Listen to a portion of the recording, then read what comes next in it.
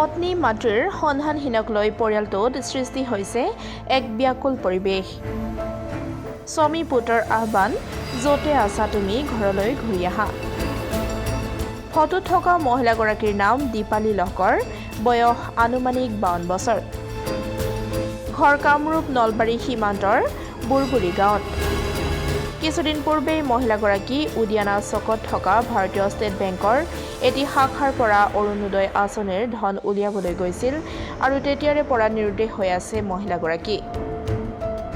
পৰিয়ালৰ লোকে বিচাৰ খোচাৰ কৰিও মহিলাগৰাকীৰ কোনো সন্ধান পোৱা নাই ইতিমধ্যে পৰিয়ালৰ লোকে আৰক্ষীৰ থানাত এজাহাৰ দাখিল কৰিছে মহিলাগৰাকী নিৰুদ্দেশ হোৱাক লৈ যদি কোনোবা সদাশয় ব্যক্তিয়ে মহিলাগৰাকীৰ সম্ভেদ পায় নিকটৱৰ্তী আৰক্ষী থানা অথবা তলৰ ফোন নম্বৰত যোগাযোগ কৰিবলৈ অনুৰোধ জনাইছে পৰিয়ালৰ লোকে ফোন নম্বৰ 6002818646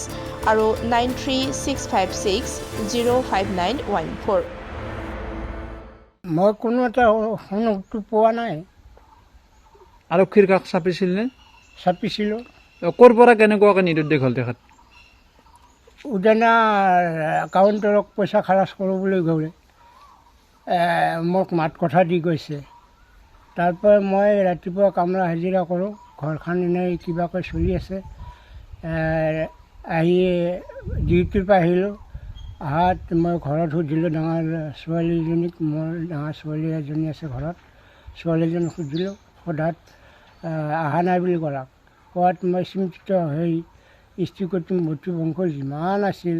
গোটেইখিনি বিচাৰ খিচাৰ কৰিলোঁ ক'তো অনুসন্ধান নাপালোঁ নোপোৱাত মই ঘগ্ৰাপাৰ থানাত এজাহাৰ এখন দিয়া গৈছে পুলিচে কিবা কৈছে নেকি পুলিচে এইটো তদন্ত কৰিম বুলি কৈছে কিন্তু এতিয়ালৈ একো সুমুটো পোৱা নাই এতিয়া আপোনালোকে কি বিচাৰে এতিয়া য'তে নাথাকোঁ দীপালী লগৰ মোৰ ঘৰত আহিব লাগে আৰু ঘৰৰ ল'ৰা ছোৱালীকেইটাৰো অশান্তি হৈ আছে এই মৰ্মে য'তেই নাথাকক দীপালী লগৰ আহিব লাগে মোৰ মাজত আছে তাতে ঘূৰি আহিলোঁ হ'ল কাৰণ আমাৰ মা দেউতাৰ বহুত দুখ আমাৰ ঘৰৰ ল'ৰা ছোৱালী মা নহ'লে বহুত দেৰি অশান্তি হৈছে আমাৰ চিন্তা হৈছে বহুত য'ত আছে ভাল ভগৱানে ভাল কাৰণে নাহানে